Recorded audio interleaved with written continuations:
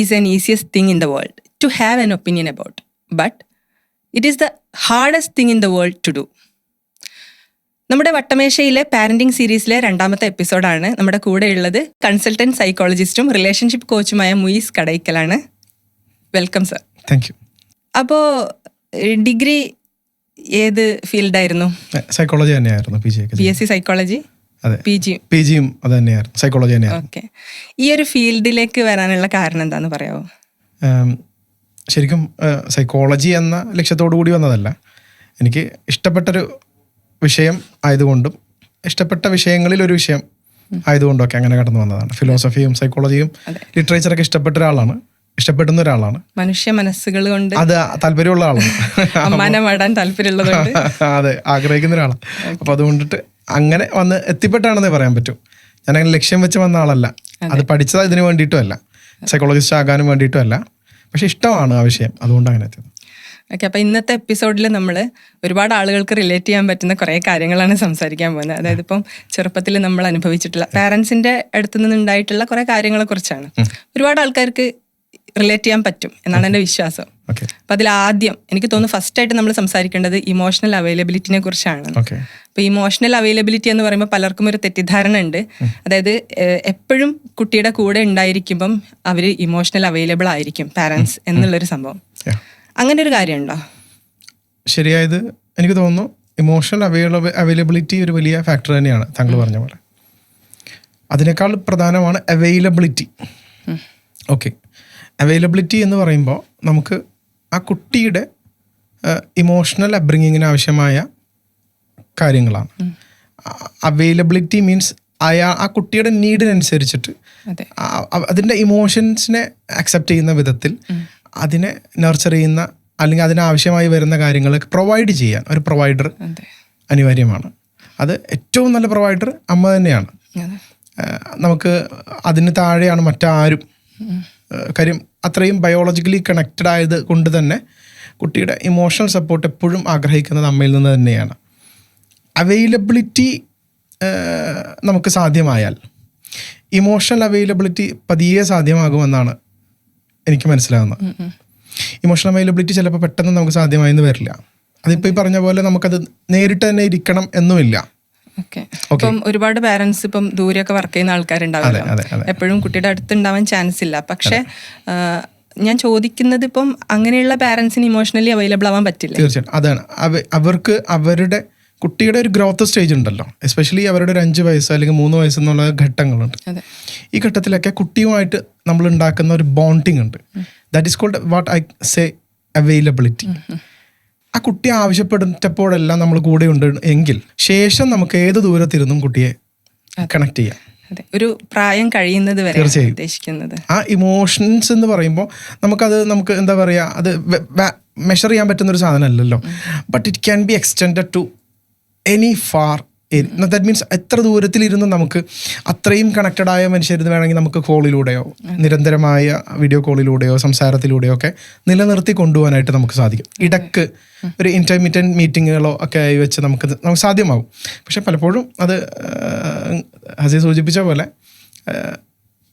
ആ first primary സ്റ്റേജിലുള്ള availability പലരും നടക്കാറില്ല. അത് ഒരു ഇഷ്യൂ തന്നെയാണ്. ഓക്കെ. അപ്പം ഇപ്പം പലരുടെയും ഒരു തെറ്റിദ്ധാരണ എന്ന് പറയുന്നത് പാരൻസ് കൂടെ തന്നെ ഉണ്ടായാൽ ഇമോഷണലി അവൈലബിൾ ആയിരിക്കും എന്നുള്ളതാണ്. പക്ഷെ ആ ഒരു തെറ്റിദ്ധാരണ ഒന്ന് അത് ഉള്ളത് കൊണ്ട് ഇമോഷണലി അവൈലബിൾ ആകണമെന്നില്ല എന്നല്ല സൂചിപ്പിച്ചു വന്നു. തീർച്ചയായിട്ടും അപ്പോൾ അവൈലബിലിറ്റി എന്ന് പറയുമ്പോൾ നമ്മുടെ പ്രസൻസ് ആണ് അവിടെ അവർ ആഗ്രഹിക്കുന്നത്. നമ്മുടെ പ്രസൻസ് എന്ന് പറഞ്ഞു കഴിഞ്ഞാൽ ഓട്ടോമാറ്റിക്കലി നമുക്ക് പല വിധത്തിലുള്ള കൺസേണുകൾ ഉണ്ടാവുമല്ലോ റിഗാർഡിങ് നമ്മളെ മിസ്ഡയറക്റ്റ് ചെയ്യുന്ന, നമ്മുടെ ഡിസ്ട്രാക്ട് ചെയ്യുന്ന പല കാര്യങ്ങളും ഇന്ന് നമുക്ക് ചുറ്റുമുണ്ട്, എസ്പെഷ്യലി ഗാഡ്ജറ്റ്സ് ഒക്കെ. ഓക്കെ, സോ നമ്മുടെ പ്രസൻസിനെ ഡീവിയേറ്റ് ചെയ്യിക്കുന്ന ഈ ഫാക്ടറുകളിൽ നിന്ന് പുറത്ത് കിടന്ന് കുട്ടിക്ക് നമ്മളെ കൊടുക്കാനായിട്ട് സാധിക്കുക. ഇതാണ് അവൈലബിലിറ്റി കൊണ്ട് ഞാൻ ഉദ്ദേശിക്കുന്നത്. കാര്യം കുട്ടിക്ക് വേണ്ടതെന്ന് വെച്ച് കഴിഞ്ഞാൽ ഈ connection, bonding, how to connect with, എങ്ങനെയാണ് ഞാൻ ഇയാളുമായി കണക്ട് ചെയ്തിരിക്കുന്നത് എന്ന അന്വേഷണമാണ് കുട്ടിക്ക്. സോ അത് നമുക്ക് കൊടുക്കാൻ പറ്റുന്നില്ല എന്നതിൻ്റെ പ്രധാന കാരണം ഞാൻ ഈ പറഞ്ഞ പോലെ ഗാഡ്ജറ്റ്സുമായിട്ടുള്ള അമിതമായ കണക്ഷനാണ്. That means we are connected with gadgets but not with a baby. Like അപ്പോൾ അത് ഓക്കെ ആയാൽ, നമ്മുടെ പ്രസൻസ് ഓക്കെ ആണെന്നുണ്ടെങ്കിൽ ആ ബോണ്ടിങ് കൃത്യമാകും. I think I give the answer. അപ്പോൾ അത് പിന്നീട് ഉള്ള ബന്ധത്തിലേക്ക് അത് കോൺട്രിബ്യൂട്ട് ചെയ്യുമെന്നാണ് പറഞ്ഞത്. ഓക്കെ. അപ്പോൾ ഈ കണക്ഷൻ എന്ന് പറയുന്ന സമയത്ത് കറക്റ്റായിട്ട് ഈ കണക്ഷൻ കിട്ടണമെങ്കിൽ അത്യാവശ്യം വേണ്ട ഒരു കാര്യമാണ് ഈ റെസ്പെക്ട് എന്ന് പറയുന്ന സംഭവം. ഇപ്പം പലരും വിചാരിക്കും ഈ കുട്ടിയോട് എന്ത് റെസ്പെക്ട്, അല്ലെങ്കിൽ കുട്ടിക്കൊരു ഇൻഡിവിജ്വാലിറ്റി എന്ന് പറയുന്ന ഒരു സംഭവമുണ്ട്, വ്യക്തിത്വം. അപ്പൊ കുട്ടികൾക്ക് എന്ത് വ്യക്തിത്വം എന്ന് വിചാരിക്കുന്ന ആൾക്കാരുണ്ട്. അപ്പൊ അതിനെക്കുറിച്ച് എന്താ പറയാനുള്ളത്? അതെ, റെസ്പെക്റ്റിനും ഐഡന്റിറ്റിക്കും കൃത്യമായ ഒരു ബന്ധമുണ്ട്. കാര്യം നമ്മൾ എന്തിനാണോ റെസ്പെക്റ്റ് കൊടുക്കുന്നത് അതിനാണ് ഐഡന്റിറ്റി ഉണ്ടാവുക. ഫോർ എക്സാമ്പിൾ ഞാൻ പറയുന്നത്, നമ്മുടെ തന്നെ ബിലോങ്ങിങ്സ് ഉണ്ട്. നമ്മൾ ഉപയോഗിക്കുന്ന വാച്ച്, നമ്മൾ ഉപയോഗിക്കുന്ന ഡ്രസ്സ്, അല്ലെങ്കിൽ നമ്മുടെ തന്നെ വീട്, ഓക്കെ, നമ്മളതെങ്ങനെയാണ് റെസ്പെക്റ്റ് ചെയ്യുക. അപ്പോൾ ഹോം എന്ന അർത്ഥത്തിൽ അതിലൊരു ഐഡൻറ്റിറ്റി വന്നല്ലോ, this is our home. Like that നമ്മൾ ഇടുന്ന ഡ്രസ്സാണെങ്കിൽ നമ്മൾ എങ്ങനെയാണ് റെസ്പെക്റ്റ് ചെയ്യുക, we are giving some care. Like that കുട്ടികൾക്ക് നമ്മൾ ഈ കെയർ കൊടുക്കുമ്പോൾ, നമ്മുടെ പ്രസൻസ് നമ്മൾ അവർക്ക് അവൈലബിൾ ആക്കുമ്പോൾ, അവരെ നമ്മൾ റെസ്പെക്റ്റ് ചെയ്യുന്നതോടുകൂടി അവരിൽ ഉണ്ടാകുന്ന ഒരു ഫീലിംഗ് ആണ് ദാറ്റ് ഐ ആം ഐഡൻറ്റിഫൈഡ്, ഞാൻ കാണപ്പെടുന്നുണ്ട് എന്ന്.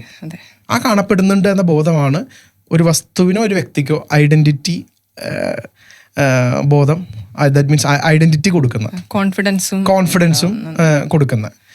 അങ്ങനെയാണത് രൂപപ്പെട്ട് വരുന്നത്. So first respect, that means giving some care, that there is, ആ കുട്ടി അവിടെ ഉണ്ട്, അടുത്തുണ്ട്, ആ കുട്ടി എന്തൊക്കെയോ നമ്മളോട് ചോദിക്കുന്നുണ്ട്, എന്തോ ചിലതെല്ലാം നമ്മളിൽ നിന്ന് ആഗ്രഹിക്കുന്നുണ്ട്, but we are not present for dum.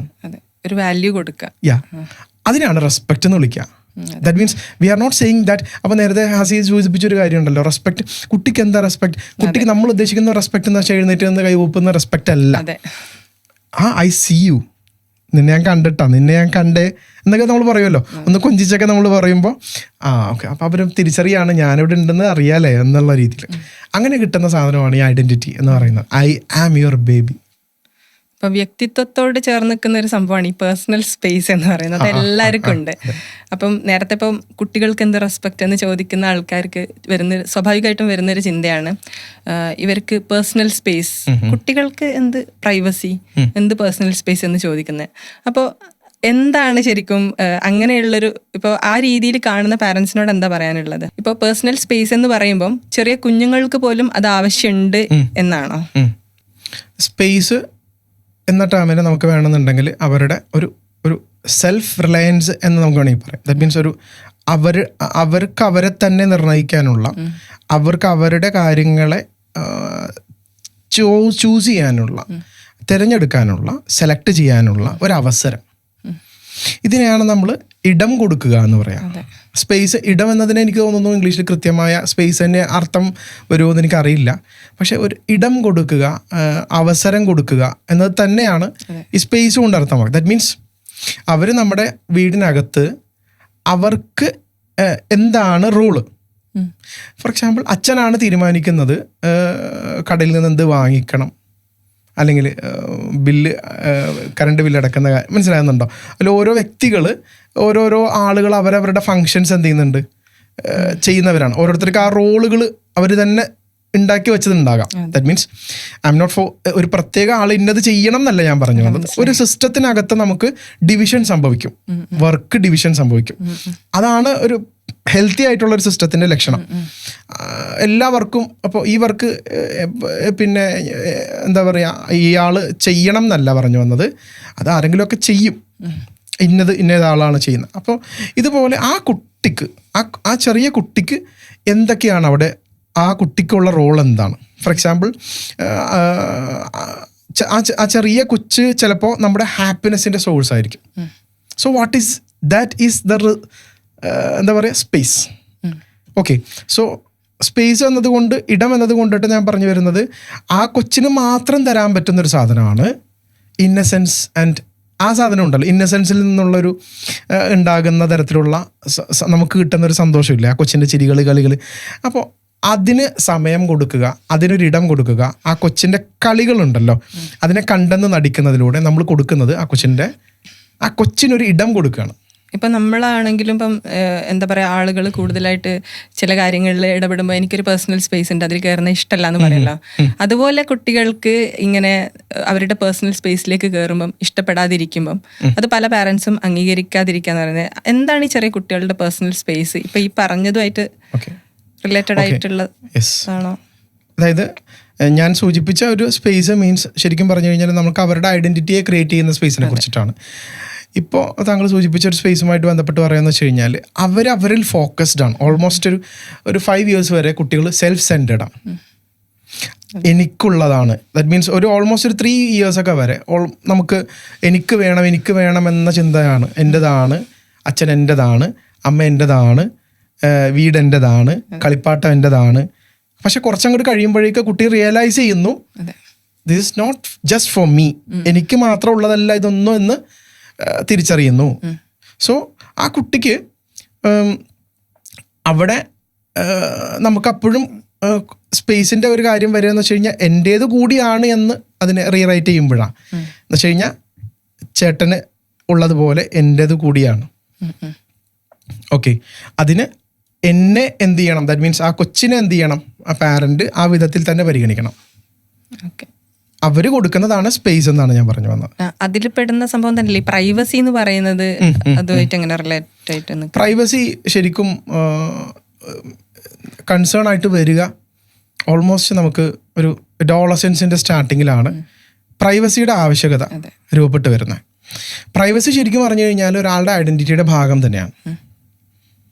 കാര്യം അയാൾക്ക് അയാളുടെ ഒരു പിന്നെ ഒരു സെൽഫ് ഡയറക്ഷൻ അല്ലെങ്കിൽ സെൽഫ് റിയലൈസേഷൻ്റെയോ അല്ലെങ്കിൽ ഈ പറഞ്ഞ പോലെ സ്വന്തമായി എന്ന രീതിയിലൊരു കാര്യങ്ങൾ തീരുമാനിക്കാനും അല്ലെങ്കിൽ സ്വന്തമായി ഇരിക്കാനും അവസരങ്ങൾ ഉണ്ടാവുക അത്യാവശ്യമാണ്. അതല്ലെങ്കിൽ എന്താ സംഭവിക്കുകയെന്ന് വെച്ച് കഴിഞ്ഞാൽ ഈ പറഞ്ഞ ഐസൊലേഷൻ, ദാറ്റ് മീൻസ് ഒരു ചൂസൺ ലോൺലിനെസ്, അവർ തന്നെ അവർക്ക് ആവശ്യമായ ഒരു ഒറ്റയായ അവർ മാത്രമായിരിക്കുന്ന അല്ലെങ്കിൽ അവർക്ക് സേഫ് ആയിട്ടുള്ള, എനിക്ക് തോന്നുന്നു സ്പേസ് വരുന്നത് അപ്പോഴാണ് ശരിക്കും പറഞ്ഞാൽ അവർ ഏറ്റവും സേഫ് ആയിട്ടിരിക്കുന്ന, അവർക്ക് കംഫർട്ടബിൾ ആയിട്ടിരിക്കാൻ പറ്റുന്ന സ്ഥലങ്ങൾ ഉണ്ടാവണം എന്നുള്ളത്. അത് പക്ഷേ ഡിമാൻഡിങ് ആയിട്ട് വരുന്നത് ഐഡൻറ്റിറ്റിയെ കുറിച്ചിട്ടുള്ള കൂടുതൽ കൺസേണുകൾ വരുന്ന പ്രായത്തിലാണ്. അത് അഡോളസൻസിലാണ് ശരിക്കും. അതിനെ വകവെച്ച് കൊടുക്കുക, അതിന് ഇടം കൊടുക്കൽ പാരന്റിങ്ങിന്റെ വലിയൊരു ഫംഗ്ഷനാണ്.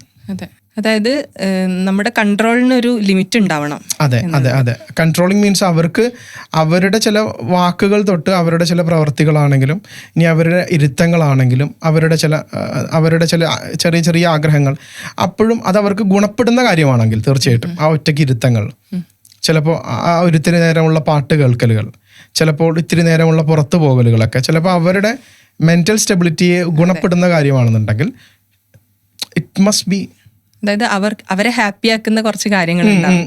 അപ്പൊ അത് അനുവദിച്ചു കൊടുക്കുക എന്നുള്ളത്, അത് എന്താണെന്നുള്ളത് നല്ലതാണോ മോശമാണോ എന്നുള്ളത് നോക്കിയിട്ട് അതിനനുസരിച്ച് അനുവദിച്ചു കൊടുക്കുക. ഒരു പാരന്റിങ്ങിന്റെ കൺസെപ്റ്റ് അവിടെ വരുന്നതെന്ന് വെച്ച് കഴിഞ്ഞാൽ കുട്ടിക്ക് അത് ഭാവിയിൽ എങ്ങനെ ഉപകാരപ്രദമാണോ, ഏറ്റവും ചുരുങ്ങിയത് അടുത്ത ഒരു നിമിഷത്തിലെങ്കിലും ആ കുട്ടിക്ക് അതെന്തെങ്കിലും ഒരു ഗുണം നൽകുന്നുണ്ടോ എന്നുള്ളതാണ്. അതർവൈസ് ഇത് എന്താ സംഭവം എന്ന് വെച്ച് കഴിഞ്ഞാൽ if a child chooses to be with a mobile for more time, കുറേ നേരം, അതാണ് ആ കൊച്ചിന് സന്തോഷം. പക്ഷെ ആ കുട്ടിയുടെ സന്തോഷത്തെ മാത്രമല്ല കൺസിഡർ ചെയ്യേണ്ടത്, അവരുടെ പ്രൈവറ്റ് സ്പേസ് എന്ന് പറയുമ്പോൾ ആ സ്പേസ് കൊടുക്കുമ്പോൾ ആ സ്പേസിന് അയാൾക്ക് എന്തെങ്കിലും കിട്ടുന്നുണ്ടോ എന്നുകൂടി ഉറപ്പുവരുത്തേണ്ടത് ഒരു പാരന്റിന്റെ.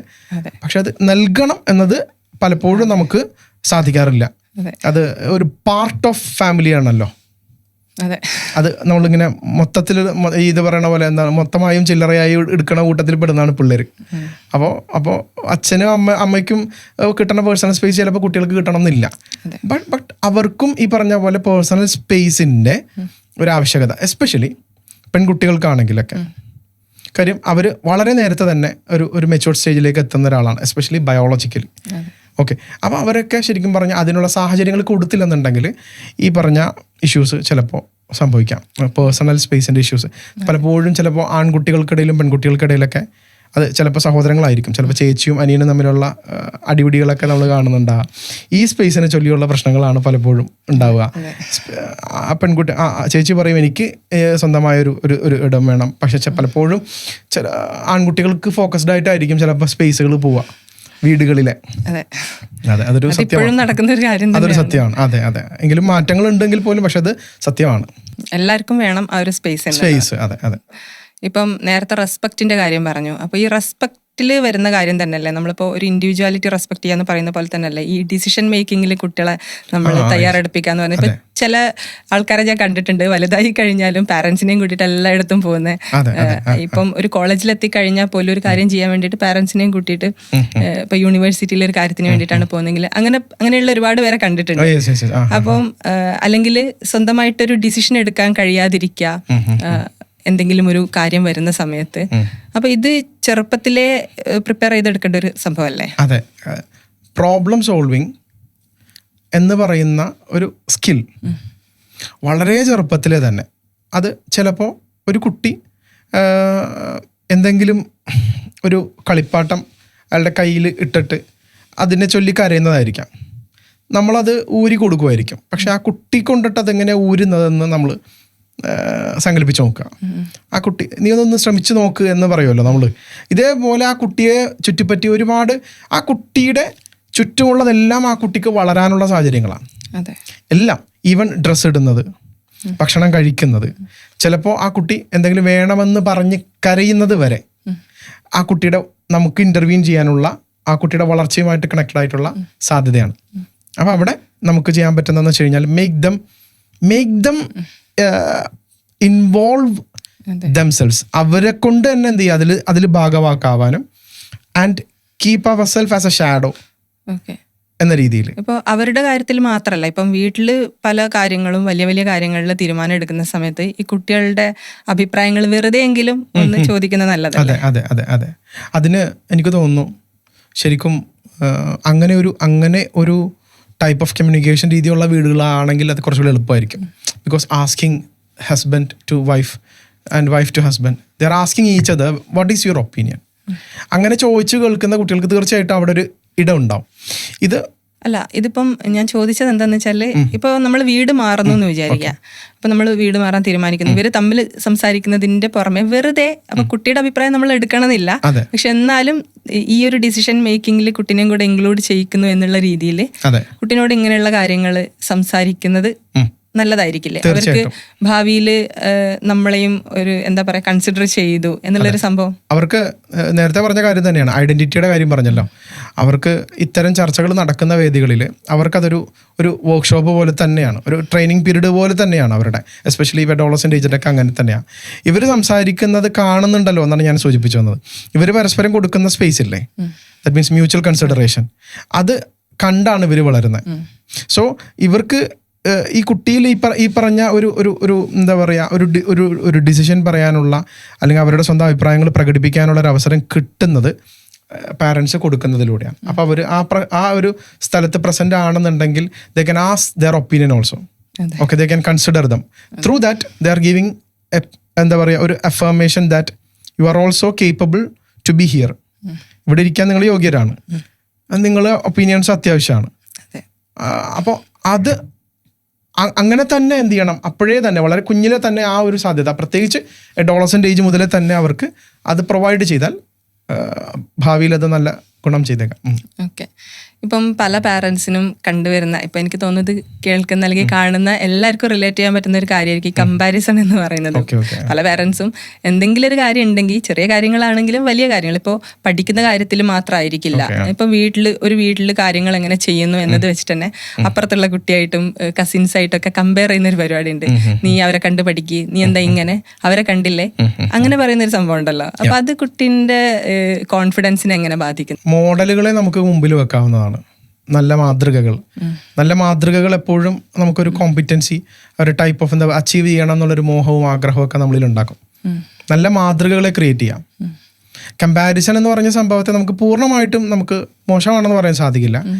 പക്ഷെ ആ കമ്പയർ ചെയ്യപ്പെടുന്നതിനെ ഏറ്റവും നല്ല മാതൃകയായിട്ട് നമുക്ക് വെക്കാനായിട്ട് പറ്റുന്നതാവണം. പക്ഷെ സ്വാഭാവികമായിട്ട് ഇപ്പം ഒരു കുട്ടീനോട് വേറൊരു കുട്ടീനെ നല്ലതാക്കിയിട്ട് നീ ഇങ്ങനെ എന്താ അതുപോലെ ആവത്തെന്താന്ന് ചോദിക്കുമ്പോൾ ആ കുട്ടീനോട് ഒരു ദേഷ്യമല്ലേ വരിക. എനിക്കിത് പറഞ്ഞപ്പം സ്ഫടികം സിനിമയാണ് ഓർമ്മ വരുന്നത്. ചാക്കോ മാഷ് മകനോട് പറയുന്നുണ്ടല്ലോ, നന്നായിട്ട് പഠിക്കുന്ന ഒരു കുട്ടീനെ അവനെ കണ്ടു പഠിക്കുക, നീ വട്ടപൂജ്യം എന്നൊക്കെ പറയുന്നുണ്ടല്ലോ. ആ പറഞ്ഞ കുട്ടിയോട് ഇയാൾക്കുണ്ടായ ഒരു അഗ്രഷൻ നമുക്ക് കാണാം, ഒരു പ്രതികാര ഇതല്ലേ വരുള്ളൂ. അപ്പൊ അതിനെന്താ ചെയ്യണ്ടേ? ഓക്കെ, നമുക്ക് ഈ കുട്ടിയുടെ ഐഡൻറ്റിറ്റി അല്ലെങ്കിൽ ആ കൊച്ചിൻ്റെ സ്കില്ലുകൾ, പേഴ്സണൽ സ്കില്ലുകൾ, അല്ലെങ്കിൽ അയാളുടെ ആ കുട്ടിയെ തന്നെ യുണീക്ക് ആക്കുന്ന ഫീച്ചേഴ്സ് കാര്യങ്ങളെല്ലാം അതെന്താണെന്ന് അറിയുന്ന ഒരു പാരൻറ്റിന് മാത്രമേ കമ്പാരിസൺ അവസാനിക്കുകയുള്ളൂ. അതർവൈസ് ഈ കൊച്ചിനെ കുറിച്ചിട്ട് നമുക്ക് കൃത്യമായ ബോധ്യമില്ലെങ്കിൽ മാത്രമാണ് നമുക്ക് ഈ ഐഡിയൽ ആയിട്ടുള്ള മറ്റ് അത് കൊള്ളാം ഇത് കൊള്ളാം അത്തരം സംഭവങ്ങളോട് ചേർത്ത് പറയേണ്ടി വരുന്നത്. അപ്പോൾ കമ്പാരിസൺ എന്ന് പറയുമ്പോൾ സ്വാഭാവികമായിട്ട് ഇവിടെ വരുന്നൊരു ലാക്ക് ചെയ്യുന്നൊരു കാര്യം എന്താണെന്ന് വെച്ച് കഴിഞ്ഞാൽ we are not giving them solution and we are not backing them with support. നിനക്ക് എന്താ വേണ്ടത്, ദാറ്റ് മീൻസ് അത് നിനക്ക് പറ്റുമോ എന്നൊരു ചോദ്യം. നീ അതുപോലെ ആകുന്നില്ലല്ലോ എന്നതിന് പകരമായിട്ട് നിനക്കത് സാധ്യമാകുമോ, അല്ലെങ്കിൽ നിനക്കതിനു വേണ്ടി എന്താണ് വേണ്ടത്, അല്ലെങ്കിൽ അത് നിനക്ക് പറ്റുമെന്ന് തോന്നുന്നുണ്ടെന്നുണ്ടെങ്കിൽ എന്ത് സപ്പോർട്ടാണ് എൻ്റെ ഭാഗത്തുനിന്ന് വേണ്ടത്, ലൈക്ക് ദാറ്റ്. ഇപ്പോൾ കമ്പയർ ചെയ്യുന്നു, അതവിടെ കൊടുക്കുന്നത് ആ കുട്ടിക്കൊരു ഒരു റിഗ്രറ്റ് ഫീല് മാത്രമാണ്. Because after that they are living the child. കുട്ടിയെ എങ്ങനെ വിട്ടുകളയാണ്, നീ അങ്ങനെ ആകുന്നില്ലല്ലോ എന്ന് പറഞ്ഞ് അവിടെ വിട്ടുകളയാണ്. പക്ഷെ അതിന് പകരം നമുക്ക് അതിനകത്ത് ചേർത്ത് പറയാൻ പറ്റുന്നതെന്ന് വെച്ച് കഴിഞ്ഞാൽ you are what you are and if you can be that like that thing, എന്താ പറയുക, അയാളെ പോലെ ആഗ്രഹം ഉണ്ടെന്നുണ്ടെങ്കിൽ ഐ ക്യാൻ സപ്പോർട്ട് യു എന്ന രീതിയിൽ നമുക്ക് ആ കുട്ടിക്ക് എന്താ പറയുക, അത് എനിക്ക് സാധിക്കുമെന്ന കോൺഫിഡൻസ് കൂടി എന്തിലേക്ക് കൺവേ ചെയ്യാൻ പറ്റണം, സാധിക്കണം. അതെ, ഇതിലിപ്പം ഇപ്പൊ ഈ കുട്ടി ഒരു പക്ഷേ ആ കുട്ടിയെ പോലെ, അതായത് ഇപ്പോൾ എഡ്യൂക്കേഷണൽ കാര്യമാണെങ്കിൽ അങ്ങനെ ഒരു കോഴ്സ് എടുക്കാനായിരിക്കില്ല, അല്ലെങ്കിൽ അങ്ങനെ ഒരു ജോലിക്ക് പോകാനായിരിക്കില്ല ആഗ്രഹിക്കുന്നത്. പക്ഷെ പാരന്റ്സിനെ സംബന്ധിച്ചിടത്തോളം അതായിരിക്കും നല്ലത്. അപ്പൊ അവരത് വെച്ചിട്ട് ഇങ്ങനെ കുട്ടികളോട് പറയും അങ്ങനെ ചെയ്തൂടെ. അപ്പോ അതിന്റെ ആ ഒരു ഇതാണ് ഞാൻ കമ്പാരിസൺ എന്നതുകൊണ്ട് അത് അവർ ഫോഴ്സ് ചെയ്യപ്പെടുന്നതാണ്. ആ കുട്ടികൾ ആ ഫോഴ്സ് ചെയ്യപ്പെടുമ്പോൾ സ്വാഭാവികമായിട്ട് അവരതിനെ എൻജോയ് ചെയ്യത്തില്ല. ആ കുട്ടികളത് എസ്പെഷ്യലി കുറെ അധിക കുട്ടികളും ഈ വിധത്തിൽ എൻജോയ് ചെയ്യപ്പെടാത്തത് കൊണ്ടിട്ടാണ് അവരുടെ പഠനത്തിലാണെങ്കിലൊക്കെ പിന്നോട്ട് പോകുന്നതിന്റെ പ്രധാന കാരണം. ഇൻഡിവിജ്വൽ ഡിഫറൻസ് അവിടെ ആ ഒരു വരുന്നുണ്ട്. അത് എക്സ്പ്ലോർ, ദാറ്റ് മീൻസ് ഇയാൾക്ക് എന്താ സാധിക്കുന്നതെന്ന് നോക്കാൻ വേണ്ടിയിട്ട് ഇവർക്ക് വലിയ ചെലവുകളൊന്നുമില്ല. നല്ലൊരു കരിയർ കൺസൾട്ടന്റിനെ സമീപിച്ചു കഴിഞ്ഞ് കഴിഞ്ഞാൽ, ഇയാളുടെ കരിയർ ടെസ്റ്റ് നടത്തി കഴിഞ്ഞ് കഴിഞ്ഞാൽ they can know that what all matches him or her. സിമ്പിളാ. പക്ഷെ ഇന്ന് നമ്മുടെ സൊസൈറ്റിയിൽ അത്രമാത്രം എന്ത് ചെയ്തിട്ടില്ല, അതിലേക്ക് പോയിട്ടില്ല. നമ്മൾ ഒരു കരിയർ കൺസൾട്ടന്റിനെ കാണുക എന്ന് പറയുന്ന ഒരു കൾച്ചർ നമുക്കില്ല. എളുപ്പമല്ലേ അത്? അപ്പൊ ആ കുട്ടിക്ക് എന്താ വേണ്ടേ, അതിന് അതുവരെ അവർക്ക് അത് എക്സ്പ്ലോർ ചെയ്ത് കണ്ടുപിടിക്കാൻ പറ്റാത്തത് കൊണ്ടിട്ടാണ് ഞാൻ ഈ കരിയർ കൺസൾട്ടന്റിന്റെ കാര്യം പറഞ്ഞത്. അപ്പൊ അത് കൺസൾട്ട് ചെയ്തിട്ട് ആ കുട്ടിക്ക് എന്താ വേണ്ടതെന്ന് കണ്ടെത്തി വേണം. അതെ, അങ്ങനെ ഒരു സപ്പോർട്ട് എന്തായാലും പാരന്റ്സിന്റെ അടുത്തുനിന്ന് ഒരു പ്രായത്തില് കിട്ടേണ്ടത് അത്യാവശ്യമാണ്. അതെ. അങ്ങനെ ആ സപ്പോർട്ടുകളാണ് അവർക്ക് വേണ്ടത്. അതെ, ഈവൻ പാരന്റ്സിന് പോലും ചിലപ്പോൾ കുട്ടിക്ക് എന്താ വേണ്ടത് എന്നുള്ളത് അറിയാൻ കഴിയില്ലല്ലോ. ആ കുട്ടിക്കും അറിയില്ലായിരിക്കാം. ഇങ്ങനെ ഒരു ഓപ്ഷൻ ആരും യൂസ് ചെയ്യുന്നില്ല. അതെ, കാര്യം ഇത് എളുപ്പം. ഞാൻ പറഞ്ഞു വന്നത് ഏറ്റവും മിനിമൽ പിന്നെ പോസിബിലിറ്റിനെ കുറിച്ചിട്ടാണ് ഞാൻ പറഞ്ഞു വന്നത്. നമുക്ക് ഇന്ന് ചെയ്യാൻ പറ്റുന്ന എന്താ, എളുപ്പമാണ്. അത്രയധികം വ്യാപകമാണ് കരിയർ കൺസൾട്ടൻസി ഒക്കെ അല്ലേ. ഏറ്റവും നല്ല കൺസൾട്ടൻസിയെ കണ്ടെത്തിയിട്ട് ആ കൺസൾട്ടൻസിനെ ഡിപ്പെൻഡ് ചെയ്യുക, എന്നിട്ട് എന്ത് ചെയ്യുക, അവരുടെ ടെക്നിക്സ് യൂസ് ചെയ്തിട്ട് കൊച്ചിൻ്റെ സ്കിൽസ് അസസ് ചെയ്യുക. അസസ്മെൻ്റ് അനുസരിച്ചിട്ട് ഏത് കോഴ്സാണ് പറ്റുന്നതെന്ന് നോക്കുക. അത് ആ കുട്ടിയുടെ മൈൻഡ് അതിനോട് എത്രമാത്രം കണക്റ്റഡ് ആണ്, ഓക്കെ ആണോ എന്ന് നോക്കുക. Then okay with that, they can go with that. അപ്പോൾ അത് ഓക്കെയാണ്. പക്ഷെ ഈ ഒരു സ്ട്രാറ്റജി നടക്കുന്നില്ല. പകരം ഹസി സൂചിപ്പിച്ച പോലെ they are just being forced to do something. അപ്പോൾ ഡ്രോപ്പ് ഔട്ടുകൾ ഉണ്ടാവും. അപ്പോൾ ഇടക്ക് കോഴ്സുകൾ ഇട്ടിട്ട് പോകും. പല കോഴ്സുകൾ ഇടക്ക് വേണ്ടെന്ന് വെക്കപ്പെടുമ്പോൾ പാരൻസിന് അതിൻ്റെ നിരാശകൾ ഈ കൊച്ചിനോട് ഉണ്ടാവും. അങ്ങനെ ഇവർ തമ്മിൽ കാര്യമായ ഉന്തും തള്ളും പ്രശ്നങ്ങളൊക്കെ അങ്ങനെ സംഭവിക്കും. ഈവൻ ഒരു കോഴ്സ് കഴിഞ്ഞിട്ട് ചിലപ്പം അതുമായിട്ട് റിലേറ്റഡ് ആയിട്ട് വർക്ക് ചെയ്യാത്തതും ആകാം. അങ്ങനെയാണല്ലോ തീർച്ചയായിട്ടും. അപ്പോഴും ചിലപ്പോൾ പാരന്റ് മനസ്സിലാക്കുന്നത് പിന്നെ എന്താ പറയുക, അങ്ങനെ തന്നെ ആയിരിക്കും, അതിനെതിരായിരിക്കും. നീ ജോലിക്ക് പോകുന്നില്ല, ഒരു കോഴ്സ് കഴിഞ്ഞാണല്ലോ, ലൈക്ക് അങ്ങനെയും ആകാം. ഇതിൻ്റെ എല്ലാ അടിസ്ഥാന കാരണം നമുക്ക് ഒരു 5 വയസ്സോ മുതൽ തന്നെ 5 മുതൽ ഒരു 10 വയസ്സ് വരെയുള്ള സമയം ഒരു കുട്ടിയുടെ പോസിബിലിറ്റീസിനെ കുറിച്ചുള്ള ഒരു എക്സ്പ്ലോറേഷനാണ്. അതുകൊണ്ടാണ് നമ്മൾ 10ാം ക്ലാസ്സിൽ എക്സാം വെച്ചിരിക്കുന്നത്. അതിൻ്റെ ഇടയ്ക്കുള്ള എക്സാമുകളൊന്നും പബ്ലിക് ആക്കാത്തതിൻ്റെ പ്രധാന കാരണം മനസ്സിലാവുന്നുണ്ടല്ലോ. കാര്യം അവിടെ കോമ്പറ്റീഷൻസ് വേണ്ട. അതിനേക്കാൾ ഉപരി ആ കുട്ടിയുടെ എക്സ്പ്ലോറേഷനിലാണ് എന്ത് ചെയ്യേണ്ടത്, നമ്മൾ കൂടുതൽ പ്രാധാന്യം കൊടുക്കേണ്ടത്. എക്സ്പ്ലോർ ചെയ്ത് ഒടുവിലൊരു അഡോളസൻ്റ് ഏജൊക്കെ എത്തുമ്പോഴേക്കും ഈ കുട്ടിയിൽ തന്നെ ഒരു റിയാലിറ്റി, ഒരു റിയലൈസേഷൻ സംഭവിക്കണം. ഞാനിതാണ് എന്ന്. സ്വാഭാവികമായിട്ടും അതാണ് ഏറ്റവും നല്ല നാച്ചുറൽ സെലക്ഷൻ. അവർ പറയുന്നു എനിക്കിതാണ് വേണ്ടത്, അല്ലെങ്കിൽ പാരന്റ് പറയുന്നു അവനിത് തന്നെയാണ് ചേരുക എന്ന്. പക്ഷെ പലപ്പോഴും സംഭവിക്കുന്നത് 2 പേർക്കും അറിയില്ല. ഓരോ ഘട്ടം കഴിയുമ്പോഴായിരിക്കും അടുത്ത ഘട്ടത്തെ കുറിച്ചിട്ട് ഇല്ലേ? ശരിയല്ലേ? ഒരുപാട് പേരുണ്ട്. ഇപ്പൊ ചില കുട്ടികൾക്ക് പെട്ടെന്ന് തന്നെ അവനവന്റെ കാര്യത്തിൽ തീരുമാനം എടുക്കാൻ പറ്റും. എല്ലാ കുട്ടികൾക്കും ആ കഴിവ് ഉണ്ടാവണമെന്നില്ല. ചിലപ്പോൾ ഒരു ഘട്ടത്തിൽ അവർ ഒന്ന് ആഗ്രഹിക്കും, അടുത്ത ഘട്ടത്തിൽ ചിലപ്പോൾ വേറെ എന്തെങ്കിലും ഒരു ജോബായിരിക്കും ആഗ്രഹിക്കുന്നത്. അപ്പൊ അങ്ങനെയുള്ളവർക്കൊക്കെ ഈ കരിയർ കൺസൾട്ടൻസി തന്നെയാണ് ഉപകാരപ്പെടും. ആ കാര്യം അതെങ്കിലും മിനിമം കൊടുക്കണം എന്നാണ് ഞാൻ ഉദ്ദേശിക്കുന്നത്. ഇനി ഒരു വ്യത്യസ്തമായിട്ടുള്ളൊരു ക്വസ്റ്റ്യൻ ആണ്. ഇപ്പം നമ്മുടെ പാരൻസ്, അമ്മമാർക്കും അച്ഛന്മാർക്കും മക്കളെല്ലാവരും ഒരുപോലെയാന്ന് പറയും. പക്ഷെ ചിലര് ഇപ്പൊ നടുക്കഷ്ണം എന്നൊക്കെ പറഞ്ഞിട്ട് നമ്മൾ റീൽസിലൊക്കെ കാണാറുണ്ട്. നടുക്കഷ്ണം കമന്റ് ചെയ്യാന്നൊക്കെ പറഞ്ഞിട്ട്, ലൈക്ക് ചെയ്യാന്നൊക്കെ പറഞ്ഞിട്ട് കാണാറുണ്ട്. അപ്പൊ ഈ നടുവിലുള്ള കുട്ടിക്ക് ഒരു എന്താ പറയാ അറ്റൻഷൻ കുറവ് പാരന്റ്സിന്റെ അടുത്ത് നിന്ന് കിട്ടുന്നെന്ന് പറയുന്നതിൽ എന്തെങ്കിലും കാര്യമുണ്ടോ? എനിക്ക് തോന്നുന്നു നമ്മളതിനെ ഈ അറ്റൻഷൻ എന്ന് പറഞ്ഞ സംഭവം അത് ഒന്നുകിൽ കൂടാം. മിക്കവാറും ആദ്യത്തെ കുട്ടികളുള്ള സമയം എന്ന് വെച്ച് കഴിഞ്ഞാൽ നമുക്ക് we can expect that they are more concerned about how to എന്താ പറയുക, ഒരു കൊച്ചിനെ എങ്ങനെയാണ് നമ്മൾ ബിൽഡപ്പ് ചെയ്യുക എന്നാൽ ആദ്യ സമയങ്ങളൊക്കെ. അപ്പോൾ അവർ ഓവർ അതിനകത്തേക്ക് എന്ത് ചെയ്യും, ഒരുപാട് ഇൻവോൾവ് ആകുന്നത് കാണാം, ഓവർ കൺസേൺഡ് ആകുന്നത് കാണാം. ആസ് എ പാരന്റ് അവർക്കും ആദ്യത്തെ അനുഭവമാണല്ലോ. അപ്പോൾ അത് ആ കുട്ടിയിലേക്കും എന്ത് ചെയ്യും, റിഫ്ലക്ട് ചെയ്യപ്പെടും. നേരെ മറിച്ച് ഇത് കുറച്ചങ്ങ് കഴിയുമ്പോഴേക്കും അവർ യൂസ്ഡ് ആകുമ്പോൾ ആ ഒരു രണ്ടാമത്തെയോ മൂന്നാമത്തെയോ അല്ലെങ്കിൽ രണ്ടാമത്തെ കുട്ടിയൊക്കെ ഇന്നത്തെ കണക്കനുസരിച്ചിട്ട് ചിലപ്പോൾ ഒന്ന് തന്നെയാണ് പറയാൻ പറ്റുക. സിംഗിൾ ചൈൽഡ് എന്ന് പറയുന്നത് വേറൊരു ടോപ്പിക് തന്നെയാണ്. നടുക്കുള്ള കുട്ടികളുടെ അത് അശ്രദ്ധ എന്ന് നമുക്ക് പറയാനായിട്ട് പറ്റില്ല. പകരം ഈ പാരൻറ്റിൻ്റെ ഒരു റിയലൈസേഷനിലേക്ക് എത്തുകയാണ്. ദാറ്റ് മീൻസ് കുട്ടി എന്ന് പറയുമ്പോൾ ഓവർ അറ്റൻഷൻ ആവശ്യം ആ കുട്ടിയെ മോർ ഡിപ്പെൻഡൻ്റ് ആക്കും എന്നുള്ളതാണ്. ഓക്കെ, അത് പലപ്പോഴും ആദ്യത്തെ കുട്ടികളിൽ അത് നമുക്ക് കാണാനായിട്ട് സാധിക്കും. ഈ അറ്റാച്ച്മെൻറ്റ് ഇഷ്യൂസൊക്കെ ഒരുപാട് നമുക്ക് കാണാനായിട്ട് പറ്റും. അത് ഏത് അവസ്ഥയാണെന്നുണ്ടെങ്കിലും നമുക്കതിനുള്ള പോംവഴികൾ ഇന്നുണ്ട്. ഇപ്പോൾ രണ്ടാമത്തെ മൂന്നാമത്തെ കുട്ടികൾ നടുക്കഷ്ണം എന്ന് പറയുന്ന നമ്മൾ പറഞ്ഞ ടീമുകൾ, ആ ഒരു ആളുകൾ നമ്മളെടുത്ത് നോക്കി കഴിഞ്ഞ് കഴിഞ്ഞാൽ they are the product of the change in mind set of there parents. അത്യാവശ്യം ഇൻഡിപെൻഡൻ്റ്. Yes, exactly. അപ്പോൾ പക്ഷേ ഞാൻ പറയട്ടെ, ഒരുപാട് അറ്റൻഷൻ അങ്ങ് കിട്ടിയവരും ഒരുപാട് അറ്റൻഷൻ നെഗ്ലക്റ്റ് ചെയ്യപ്പെട്ട ആളുകളും ദേ ആർ എന്താ പറയുക പാരന്റഡ് വെരി വേഴ്സ്ലി. അവരാണ് ഏറ്റവും മോശമായിട്ട് നെഗറ്റീവായിട്ടാണ് കുട്ടികളെ അഫക്ട് ചെയ്യുന്നത്. അതെ നമ്മൾ നേരത്തെ ഒരാൾക്ക് ട്രോമയായിരിക്കും. അതെ, യെസ്. ഒരാൾക്ക് ട്രോമയോ ഒരാൾക്ക് നേരത്തെ പറഞ്ഞ പോലെ അതൊരു ഒരു ബോത്ത് ആ ട്രോമാസ്. കാര്യം എന്ന് വെച്ച് കഴിഞ്ഞാൽ അവഗണിക്കപ്പെടുന്നതും അതേപോലെ തന്നെ ഒരുപാട് കൺട്രോൾ ചെയ്യപ്പെടുന്നതും രണ്ടും ഏകദേശം ഒരെണ്ണത്തിൻ്റെ തന്നെ രണ്ട് മുഖങ്ങളായിട്ട് നമുക്ക് കാണാനായിട്ട് പറ്റും. അപ്പോൾ ഇത് രണ്ടും അല്ലാതെ ആ കുട്ടിയുടെ ഇൻഡിപെൻഡൻസിനെ, ആ കുട്ടി അഡൽട്ട് ആകാൻ വേണ്ടിയാണ് നമ്മൾ വളർത്തുന്നത്. That means we are helping them to be an adult in future. അപ്പോൾ അതിലേക്കുള്ള പ്രോസസ്സിലേക്ക് ആ ഹെൽപ്പ് ചെയ്യാനായിരിക്കണം. അതിന് നമ്മൾ കൂടുതലും പരമാവധി അവരിൽ നിന്ന് മാറി പതിയെ ഘട്ടം ഘട്ടമായിട്ട് അവരുടെ ഹെൽപ്പിംഗ് സ്റ്റേജിൽ നിന്നും പിന്മാറി അവരെ തന്നെ സ്വയം കൈകാര്യം ചെയ്യാവുന്ന ഒരു സ്റ്റേജിലേക്ക് എത്തിക്കലാണ് ഒരു പാരൻറ്റിൻ്റെ കർമ്മം, അങ്ങനെ പറയാം. സോ അതല്ലാതെ എനിക്ക് തോന്നുന്നു എങ്കിലും ഞാൻ പറയട്ടെ, ചില പാരൻസിൻ്റെ ജോലി സംബന്ധമായി ഇന്നത്തെ കാലഘട്ടത്തിന് പ്രത്യേകിച്ച് അതല്ലാതെ തന്നെ ചിലപ്പോൾ എന്തെങ്കിലും ഫാമിലി ഇഷ്യൂസ് റിലേറ്റഡ് ആയിട്ടുള്ള, എസ്പെഷ്യലി സിംഗിൾ പാരൻറ്റഡ് ആയിട്ടുള്ള അല്ലെങ്കിൽ ഇമോഷണലി ഡിറ്റാച്ച്ഡ് ആയിട്ടുള്ള പാരൻസിൻ്റെ കുട്ടികളൊക്കെ, ഇത് വലിയൊരു ടോപ്പിക്കാണ്, പിന്നീട് നമുക്ക് കടന്നു വരാൻ തോന്നുന്നു. ഇമോഷണലി ഡിറ്റാച്ച്ഡ് ആയിട്ടുള്ള പാരൻസിൻ്റെ കുട്ടികളൊക്കെ ഓൾമോസ്റ്റ് ഇതേപോലുള്ള കാര്യങ്ങളൊക്കെ എന്ത് ചെയ്യുന്നുണ്ട്, സഫർ ചെയ്യുന്നുണ്ട്. And it is a reality. ഞാനെങ്കിലും നേരത്തെ പറഞ്ഞ കാര്യം എന്താണെന്ന് വെച്ച് കഴിഞ്ഞാൽ ഒന്ന് പറഞ്ഞതാണ്, ഓവർ കെയറും അണ്ടർ കെയറും ഇത് രണ്ടുമാണ് നമ്മൾ ശ്രദ്ധിക്കേണ്ടതെന്ന് തോന്നുന്നത്.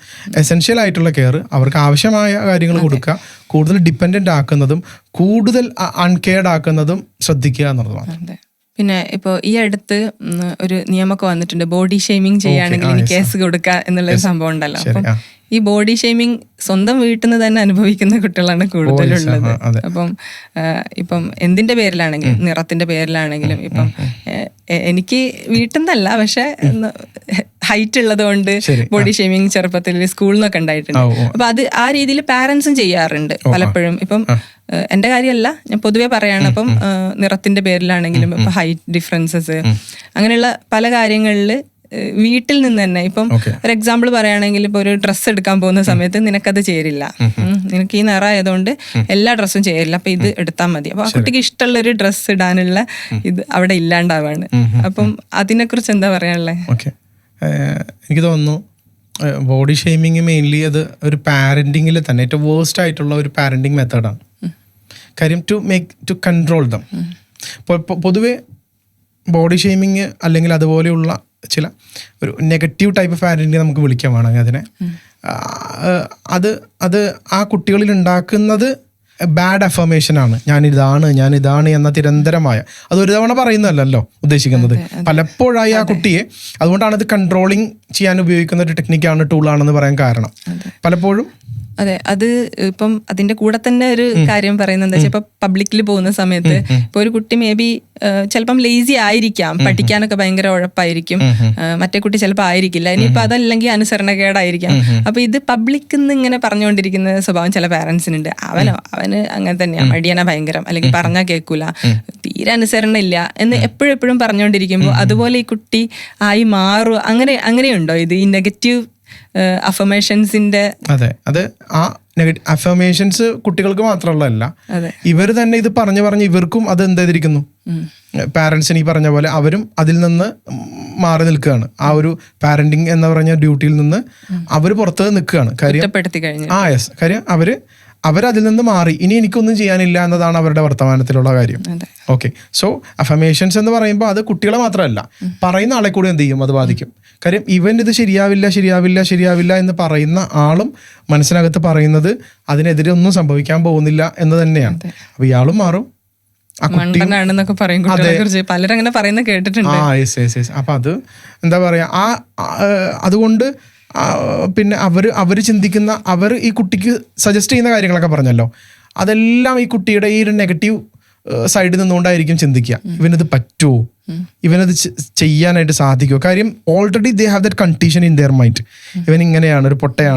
എനിക്ക് തോന്നുന്നു ഒരു കുട്ടി കഴിഞ്ഞ ദിവസം നമുക്ക് ഫിസിക്സിൽ സ്കോളർഷിപ്പ് കിട്ടിയ ഒരു വാർത്ത നിങ്ങൾ ശ്രദ്ധിച്ചിട്ടുണ്ടാവാം. അത് പിന്നെ അമേരിക്കൻ യൂണിവേഴ്സിറ്റിയിൽ നിന്ന് സ്കോളർഷിപ്പ് കിട്ടിയതാണ്. ആ പാരന്റ് പൊതുവെ ആ കുട്ടിയെ ഒരു അബാൻഡൻഡ് ആയിട്ട്, ദാറ്റ് മീൻസ് വിട്ട് കളഞ്ഞതാ. അവൻ്റെ വഴിക്ക് വിട്ടതാ.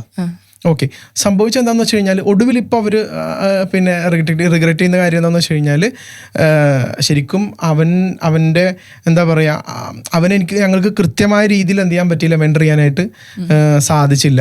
ഞങ്ങളുടെ കൺസെപ്റ്റ് എല്ലാം തെറ്റായിരുന്നു എന്ന് ഇപ്പം ഞങ്ങൾ എന്ത് ചെയ്യുന്നു, മനസ്സിലാക്കുന്നു എന്ന്. ആ വിധത്തിൽ അവരുടെ മൈൻഡിനനുസരിച്ചായിരുന്നു ആ കുട്ടി പറയുന്നുണ്ട്, ഒരു കാര്യം പറയുന്നുണ്ട്. എന്നെ പോലെ തന്നെ അത്യാവശ്യം ബുദ്ധിയും അത്യാവശ്യം കഴിവുള്ള കുട്ടികളൊക്കെ തന്നെയാണ് സ്കൂളിലുള്ളത്. But most of them are being forced to follow the system എന്നുള്ളതാണ് വിഷയം. അവർ നിർബന്ധിതവശാൽ എന്ത് ചെയ്യുന്നു, പാരൻസിൻ്റെ കണ്ടീഷനിങ് അനുസരിച്ചിട്ട് അങ്ങനെ അവരുടെ ആ ഒരു യുണീക്നെസ് നഷ്ടപ്പെട്ടുകൊണ്ടിരിക്കുന്ന ഒരു കണ്ടീഷനാണ്. അപ്പോൾ അവർ ആ ഒരു ട്രാക്കിൽ തന്നെ ആയിരിക്കും. അവരെന്താണോ ഉദ്ദേശിച്ചത് അത് തന്നെ എത്തിച്ചേരും. പാരന്റ് എന്താണോ മനസ്സിൽ കണ്ടത്, ഒടുവിൽ ആ കൊച്ച് നമ്മുടെ ഭാഷയിൽ പറഞ്ഞ ഒരു പൊട്ടനോ മണ്ടനോ ഒക്കെ ആയി തന്നെ പര്യവസാനിക്കും. അപ്പൊ ഈ നെഗറ്റീവ് പാരന്റിങ്ങിൽ വേറെയും കുറെ കാര്യങ്ങൾ വരുന്നുണ്ട്. ഇപ്പം ഈ പറഞ്ഞ കാര്യങ്ങളിലെ പോലെ തന്നെ ശപിക്കുക എന്ന് പറയുന്ന ഒരു സംഭവം ഒരിക്കലും നമ്മൾ ചെയ്യാൻ പാടില്ലാത്തൊരു കാര്യമാണ്. ഇപ്പൊ നമ്മൾ ശത്രുക്കളെ പോലും ശപിക്കാൻ പാടില്ല എന്ന് പറയാറുണ്ട്. പക്ഷെ കുട്ടികളോട് അങ്ങനെ പറയുന്ന കുറെ പാരന്റ്സ് നമ്മുടെ ചുറ്റുവട്ടത്ത് തന്നെ ഉണ്ട്. ഇപ്പൊ എന്തെങ്കിലും ദേഷ്യം വരുമ്പോഴേ കുട്ടികൾ പലരും പല പോലെ ആയിരിക്കും. ചിലപ്പം പാരൻസിന്റെ അടുത്തുനിന്നോ അല്ലെങ്കിൽ ചുറ്റുവട്ടത്തുനിന്നോ കിട്ടുന്നത് വെച്ചിട്ട് ആ കുട്ടിയുടെ ആ ഒരു റിബൽ സ്വഭാവം കൂടുതലാവാനും ചാൻസ് ഉണ്ട്. നെഗറ്റീവായിട്ടാണ് കുട്ടീനെ ട്രീറ്റ് ചെയ്യുന്നതെങ്കിൽ അപ്പം ഭയങ്കരമായിട്ട് ശപിക്കും, നീ ഒരിക്കലും നന്നാവാൻ പോകുന്നില്ല, നീ അങ്ങനെയാവും ഇങ്ങനെയാവും എന്ന് പറയുന്ന ആൾക്കാരുണ്ട്. അപ്പം ഈ ശാപവാക്കുകള് കുട്ടീനെ നെഗറ്റീവായിട്ട് ഒരുപാട് ഒരു പാരൻസിനോടുള്ള ഒരു സ്നേഹം തന്നെ അവിടെ ഇല്ലാണ്ടാവാനും ചാൻസ് ഇല്ലേ? ഒരു കുട്ടിയുടെ സ്റ്റേജ് എന്ന് പറയുമ്പോഴേ കോമൺ ആയിട്ടുള്ള സ്റ്റേജ് എന്ന് പറയുന്നത് റെക്കോർഡിങ് ഒരു സ്റ്റേജ് ഉണ്ട് കുട്ടികൾക്ക്. അതായത് ഒരു എതിർപ്പും ഇല്ലാതെ കുട്ടി എന്താണോ കേൾക്കുന്നത് അത് തന്നെ ഇങ്ങനെ റെക്കോർഡ് ചെയ്തെടുക്കും. ഓക്കെ, മറ്റൊന്നെന്ന് വെച്ച് കഴിഞ്ഞാൽ അതിനെ റിക്കളക്ട് ചെയ്യുന്ന ഒരു സ്റ്റേജ് ഉണ്ട്. അതിങ്ങനെ ആ പറഞ്ഞതെല്ലാം ഇങ്ങനെ ഞാനാണോ അതാണോ, അപ്പോൾ എനിക്ക് പറ്റുമോ, ഞാനിത് ഇങ്ങനെയാണോ എന്നുള്ളതാണ്. ഇതിങ്ങനെ ഇനി റീലൈവിങ് ആണ് അടുത്തൊരു സ്റ്റേജ് എന്ന് വെച്ച് കഴിഞ്ഞാൽ ആ പറഞ്ഞതെല്ലാം സമർത്ഥിക്കാൻ വേണ്ടിയുള്ള ശ്രമമായിരിക്കും പിന്നെ ആ കുട്ടിയുടെ ജീവിതത്തിൽ കംപ്ലീറ്റ് നടക്കുക. ഒരു വിനീത് ശ്രീനിവാസൻ്റെ ഒരു സിനിമയാണത്. അതിനകത്ത് ഒരു കുട്ടികൾ അവർക്ക് അച്ഛനിൽ നിന്ന് കുറേ ട്രോമകളൊക്കെ നേരിടുന്നുണ്ട്. അങ്ങനെ ആ കുട്ടി എന്തായാലും ഒരു സീരിയൽ കില്ലേഴ്സായിട്ട് മാറുന്നുണ്ട്. രണ്ട് കുട്ടികളും മാറുന്നുണ്ട്. That means how the family can influence A child എന്നുള്ള രീതിയിലാണ് ഞാനിത് സൂചിപ്പിച്ചത്. ഒത്തിരി സിനിമകളുണ്ട് കേട്ടോ അതുമായിട്ട് ബന്ധപ്പെട്ടൊക്കെ. അപ്പം ഞാൻ പറഞ്ഞു വന്നത് ഈ ഇൻഫ്ലുവൻസുകൾ പലപ്പോഴും മെൻ്റലി അൺഹെൽത്തി ആയിട്ടുള്ള പാരൻസിൽ നിന്ന് സംഭവിക്കുന്ന കാര്യങ്ങളാണ്. വളരെ വേഴ്സ് ആയിട്ടുള്ള പാരൻറ്റിങ് മെത്തേഡുകളിലൂടെ നശിച്ചു പോകുന്ന കുട്ടികളാണ്. അത് അവർ റെക്കോർഡ് ചെയ്യുന്നു. ഒരു ഘട്ടത്തിൽ ഒരു 5 വയസ്സ് വരെയൊക്കെ അവരെന്താണോ കേൾക്കുന്നത് അത് തന്നെ ഇങ്ങനെ ഒപ്പിയെടുക്കുന്ന പ്രായമാണ് റെക്കോർഡിങ്. ആ പ്രായത്തിൽ അവരോട് നമ്മൾ കൊടുക്കുന്ന സകലമാന ട്രാൻസാക്ഷൻസും അവർ പിന്നീട് അവരുടെ സ്വഭാവത്തെ എന്ത് ചെയ്യുന്നുണ്ട്, നിർണ്ണയിക്കുന്നുണ്ട് എന്ന് തന്നെയാണ് മനസ്സിലാവുന്നത്. അതുപോലെ തന്നെ ഇപ്പം ചെറുപ്പത്തിൽ എന്തെങ്കിലും അബദ്ധം പറ്റിയിട്ടുണ്ടെങ്കിൽ, ഇപ്പം അബദ്ധങ്ങൾ വലിയവർക്ക് വരെ പറ്റും, പക്ഷെ കുഞ്ഞു കുട്ടികൾക്ക് അബദ്ധങ്ങളൊക്കെ പറ്റിയിട്ടുണ്ടെങ്കിൽ, മിസ്റ്റേക്സ് ഉണ്ടെങ്കിൽ അത് അവർ മരിക്കുന്നവരെ പറഞ്ഞുകൊണ്ടിരിക്കുന്ന പാരൻസ് ഉണ്ടല്ലോ. ഇമോഷണലി എന്താ പറയുക, ബ്ലാക്ക് മെയിൽ ചെയ്യുക. അതുപോലെ തന്നെ ഇതുപോലെ എന്തെങ്കിലും പണ്ട് പറ്റിയ അബദ്ധങ്ങൾ പറഞ്ഞിട്ട് ഇപ്പം അവരുടെ പാരൻസ് മേ ബി അത് ആ ഒരു രീതിയിൽ മനസ്സിലാക്കുന്നുണ്ടാവില്ല. അവർ അപ്പോഴത്തെ ആ ഒരു വിജയത്തിന് വേണ്ടിയിട്ടാണോ അത് പറയുന്നതെന്ന് അറിയില്ല. അപ്പൊ എന്താണ് ശരിക്കും അങ്ങനത്തെ സാഹചര്യങ്ങൾ ഒഴിവാക്കാൻ വേണ്ടിയിട്ട് പാരൻസ് എന്താ ശ്രദ്ധിക്കേണ്ടത്? ഇത് കുട്ടികളെ എങ്ങനെ ബാധിക്കും എന്നുള്ളത്. അതെ, അല്ലാതെ കുട്ടിയെ കാണുന്ന വിധത്തിലാണല്ലോ മാറ്റം വരേണ്ടത്. എന്താ പറയുക, ഒരു ഹ്യൂമൻ ബീയിങ് ഒരു ഇൻഡിവിജ്വലൈസേഷൻ നടക്കുന്നത്, അയാളുടെ ഗ്രോത്ത് നടക്കുന്നത്, he is still growing. Static ആയിട്ടുള്ള ഒരു ബീയിങ്, ഒരു വസ്തുവായിട്ട് നമ്മൾ കാണുമ്പോഴാണ് ഈ പ്രശ്നങ്ങളെല്ലാം സംഭവിക്കുന്നത്. ആയുഷ്കാലം ഒരൊറ്റ നിറത്തിൽ ഒരൊറ്റ സ്വഭാവത്തിൽ ഒരാളെ കാണുക എന്ന് പറഞ്ഞാൽ നടക്കുന്ന കാര്യമല്ല. ഈ നിമിഷത്തിൽ അത് എനിക്ക് തോന്നുന്നു, ഒരു കോട്ട് പറയുന്നത് പോലെ, ഒരു പുഴയിൽ നമ്മൾ കാല് വെക്കുമ്പോൾ ആ നിമിഷം നമ്മൾ വെച്ചപ്പോഴുള്ള വെള്ളമായിരിക്കില്ല അടുത്ത നിമിഷത്തിൽ നമ്മുടെ കാലിൽ തട്ടിപ്പോകുന്നത് എന്ന് പറഞ്ഞാൽ അതുപോലെ അനുനിമിഷം എന്ത് ചെയ്തുകൊണ്ടിരിക്കുന്നുണ്ട്, ഒരു മനുഷ്യൻ മാറിക്കൊണ്ടിരിക്കുന്നുണ്ട്. ഒരു കുട്ടി നിരന്തരമായ മാറ്റങ്ങൾക്ക് വിധേയമാക്കപ്പെടുന്നുണ്ട്. അപ്പോൾ ഗ്രോത്ത് എന്ന് പറഞ്ഞു കഴിഞ്ഞാൽ ചേഞ്ച് തന്നെയാണ്. ഈ കുട്ടിയിൽ മാറ്റങ്ങൾ സാധ്യമാണ് എന്ന് കണ്ടുകൊണ്ട് തന്നെ വേണം ആ കുട്ടിയെ സമീപിക്കാൻ എന്നാണ് പറഞ്ഞു വന്നത്. അപ്പോൾ that means there is hope in a child. കാര്യം അത് ആ ഒരു പോസിറ്റീവ് മൈൻഡ് സെറ്റോട് കൂടി തന്നെ നമ്മൾ എന്ത് ചെയ്യണം, കുട്ടിയെ നോക്കി കാണേണ്ടതുണ്ടെന്നാണ്. അതെ, ഒരു മിസ്റ്റേക്ക് ഒരു കാലത്ത് നമ്മളിപ്പോൾ അതിന് വഴക്ക് പറഞ്ഞു കഴിഞ്ഞാൽ പിന്നെ അത് അവിടെ വിടണം. അതെ, അതിന്റെ ഉദ്ദേശം എന്താണെന്ന് നോക്കലാണ്. അത് എനിക്ക് തോന്നുന്നു നമ്മളത് പറയുന്നത് എന്തുദ്ദേശത്തിലാണ്, അയാളെ കറക്റ്റ് ചെയ്യാനുള്ളതാണെങ്കിൽ അതാണ് അവിടെ വിഷയമായിട്ട് വരുന്നത്. കറക്റ്റ് ചെയ്യാനല്ല, പകരം ആ കുട്ടിയെ അതിൽ ബ്ലെയിം ചെയ്യലാണ് നമ്മുടെ ലക്ഷ്യമെങ്കിലാണ് ഇങ്ങനെ സംഭവിക്കുന്നത്. അതെ. പിന്നെ വേറൊരു കാര്യം ചോദിക്കാനുള്ള എന്താ വെച്ചാൽ, ഇപ്പം നമ്മൾ കുട്ടികളുടെ കാര്യത്തിൽ നമ്മൾ എന്തായാലും ഒരു കൺട്രോൾ വെക്കണം. പക്ഷേ ചില പാരൻസ് എത്ര ഏജ്ഡ് ആയാലും അവരുടെ കാര്യത്തിൽ ഇടപെടുന്നതായിരിക്കണം. ഇപ്പം ഒരു പ്രായമൊക്കെ ആയി കഴിഞ്ഞാൽ ഇപ്പം തെറ്റായ തീരുമാനമായാലും അവരെടുക്കുന്നത് അത് അവരെടുക്കുന്നു, അതിന്റെ ആഫ്റ്റർ എഫക്റ്റ് അവർ തന്നെ അനുഭവിക്കുന്നു, അതിൽ നിന്ന് അവർ പഠിക്കുന്നു, പിന്നെ നല്ലൊരു ഡിസിഷൻ എടുക്കുന്നു. അങ്ങനെയാണല്ലോ വേണ്ടത്. പക്ഷെ ഒരു 30 വയസ്സായി കഴിഞ്ഞാലും ഇങ്ങനെയുള്ള കാര്യങ്ങളിൽ ഇടപെട്ടോണ്ടേയിരിക്കുന്ന പാരൻസ് ഉണ്ട്. അപ്പൊ ഏതൊരു പ്രായം വരെയാണ് ഇങ്ങനെയുള്ള കാര്യങ്ങളിൽ ഇടപെടാൻ? അതിന്റെ ഒരു പ്രായമുണ്ടോ?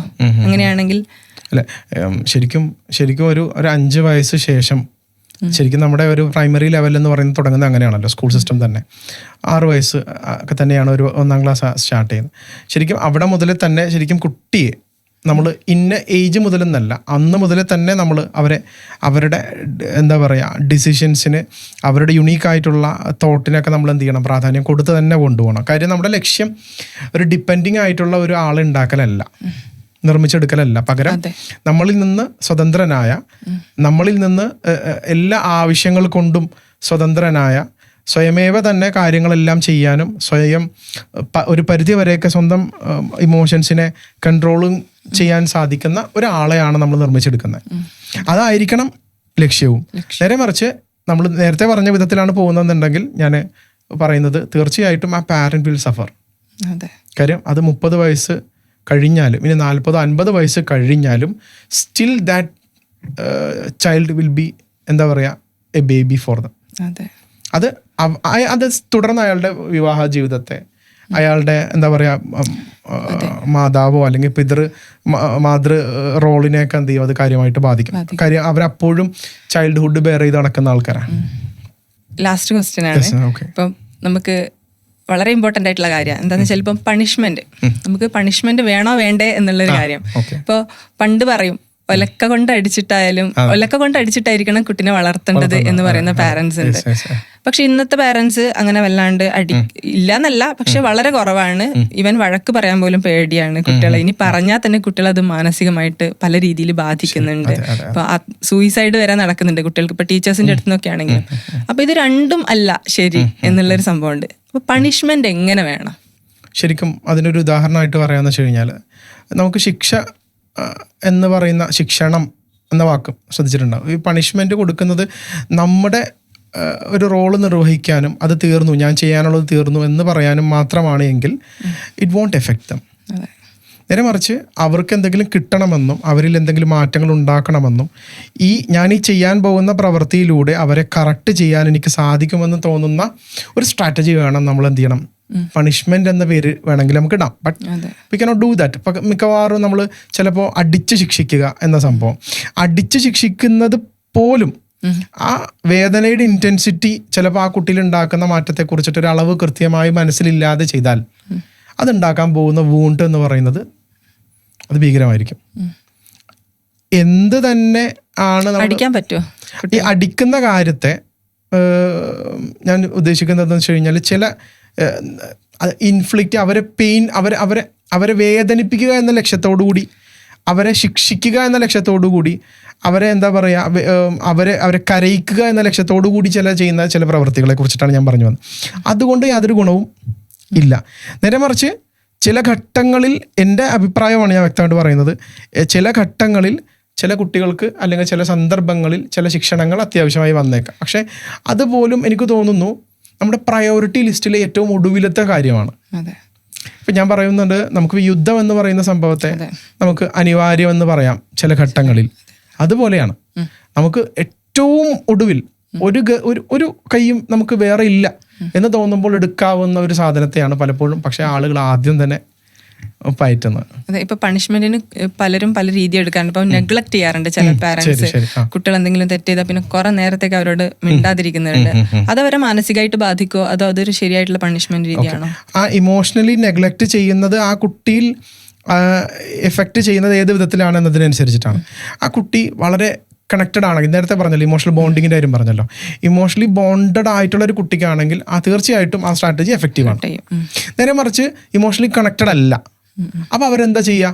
സ്വാഭാവികമായിട്ട് ആ കുട്ടിയുമായിട്ട് കണക്ഷൻ ഇല്ലാത്തൊരു മാതാവോ പിതാവോ ആണ് ഇത് ചെയ്യുന്നതെങ്കിൽ, ഈ സ്ട്രാറ്റജി ചെയ്യുന്നുണ്ടെങ്കിൽ ഇറ്റ് വോണ്ട് എഫക്ട് ദം. അപ്പോൾ അടുത്ത പരിപാടി എന്താണ്? അടിക്കുക എന്നാണ്. ബോണ്ട് ഇല്ലാത്തിടത്ത് നമ്മൾ പറയുമല്ലോ, ചേരാത്തിടത്ത് വടി കൊണ്ട് അതുണ്ടാക്കുക എന്നൊരു ഒരു അവസ്ഥ. ശരിക്കും പറഞ്ഞു കഴിഞ്ഞാൽ അടിക്കുക എന്ന് പറഞ്ഞാൽ ഒരു പാരന്റിന്റെ ഏറ്റവും വേഴ്സ്റ്റ് സിറ്റുവേഷനാണ്. അടിക്കേണ്ടി വരുന്നതിന് ഒരു രീതി വേണ്ടേ? തീർച്ചയായിട്ടും. ഇപ്പൊ ചിലര് ഈ തലക്കൊക്കെ ഭയങ്കരമായിട്ട് മെന്റലി എഫക്ട് ചെയ്യുന്നൊരു. അതെ, തീർച്ചയായിട്ടും. അതെ അതെ, ഫിസിക്കലി നമുക്ക് അടിക്കുകയാണെങ്കിൽ എവിടെ അടിക്കാൻ പറ്റും? ഇതൊക്കെയാണ്, ഇവിടെയൊക്കെയാണ്, കയ്യിലും ഒക്കെയാണ് നമുക്ക് അടിക്കാൻ പറ്റുക. നേരെ മറിച്ച് നമുക്ക് ഇവിടെ മുതുകത്ത് ഇങ്ങനെ, ശരിക്കും അത് ഞാൻ പറഞ്ഞല്ലോ, നിസ്സഹായ അവസ്ഥയിൽ ആ സമയത്ത് അപ്പോൾ പോലും ആ കുട്ടിയുടെ നന്മ ഓർത്തിട്ടായിരിക്കണം നമ്മൾ എന്ത് ചെയ്യുക, അത് ചെയ്യുക. അപ്പോൾ നമ്മൾ ഒരിക്കലും എന്ത് ചെയ്യില്ല, അസ്ഥാനത്ത് പ്രയോഗിക്കില്ല. ലൈക്ക് ഓക്കെ, അസ്ഥാനത്ത് പ്രയോഗിക്കുന്നത് എന്ന് വെച്ചാൽ നമ്മൾ നിരാശപ്പെട്ട് നമ്മൾ ആ കുട്ടിയോടുള്ള ദേഷ്യം തീർക്കുകയാണ്. അതിനാണ് പലപ്പോഴും നമ്മൾ പല സ്ഥലങ്ങളിലും എന്ത് ചെയ്യുന്നത്, മർമ്മഭാഗങ്ങളിലൊക്കെ ഇത് പ്രയോഗിക്കുന്നത്. അതിലൂടെ കിട്ടുന്നത് ആ കുട്ടിക്കല്ല മാറ്റം, ഇയാൾക്കാണ് അതിലുണ്ടാകുന്ന ചില മാനസിക ഒരു ഉല്ലാസം.